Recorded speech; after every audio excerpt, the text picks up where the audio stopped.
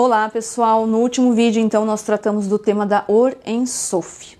Se você ainda não assistiu, volta lá, senão você não vai conseguir entender esse vídeo de hoje. A Or Ein Sof, que eu falei para vocês que é a luz infinita, sabemos então que ela foi a primeira coisa que Deus fez na criação do universo. Essa luz então ela era uniforme e não tinha nenhuma deficiência.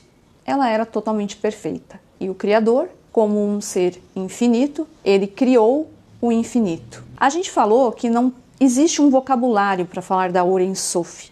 Interessante falar sobre isso e pensar na Or Ein Sof como uma luz clara, que a gente vê como a luz do sol, por exemplo.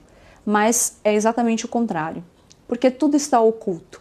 A verdade é que nós não temos vocabulário para falar de Deus. Todas as expressões que nós usamos sobre Deus, nós emprestamos do nosso vocabulário humano. E aí eu te pergunto, como que algo perfeito pode gerar um universo limitado e com deficiências? Já parou para pensar nisso? Como pode ser que Deus fez de algo infinito criar algo finito? Se Deus é a perfeição e Ele é o Criador de tudo, e a Or Ein Sof ela é uma luz infinita e perfeita, como pode ser que daí foi criado um mundo então finito?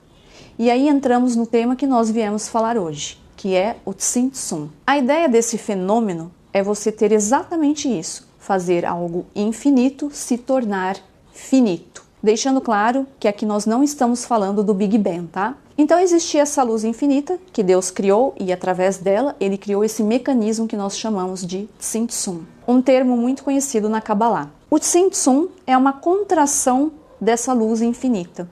E essa luz infinita ficou então em volta e no meio um vácuo.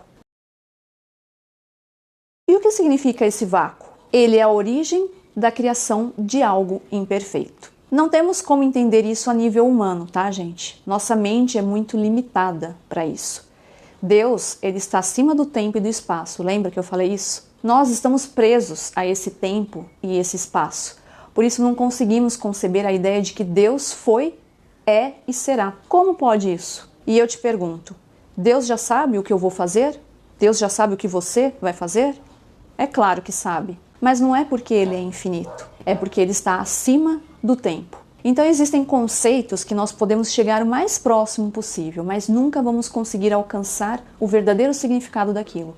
Porque a gente não consegue, diante das nossas limitações humanas, encontrar palavras para definir. E aí, como foi falado lá no vídeo anterior, quando os cientistas dizem que com a explosão do Big Bang o universo se criou e ele está em expansão, e aí eu perguntei, mas expansão para onde? Então a gente não consegue entender que do nada se cria algo.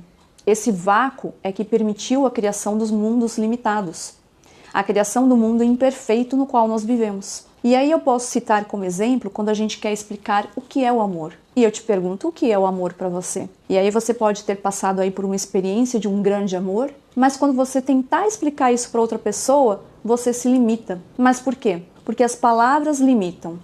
Então nós entendemos aqui que mais do que você tentar explicar, você tem que vivenciar, sentir aquilo. E assim você conseguir expressar em conceitos esses limitados e que limitam um sentimento tão profundo que é o amor. Então essa seria uma analogia que eu trago aqui para você em relação à criação do universo. Trazer um conceito que está acima da nossa capacidade e que nenhuma palavra vai conseguir traduzir.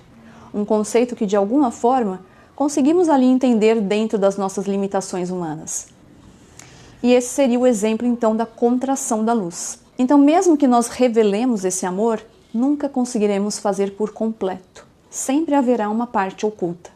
E assim é Deus. Nossa missão então é tentar encontrá-lo nas suas manifestações. Esse então foi o tema de hoje e eu aguardo você para mais estudos da Kabbalah.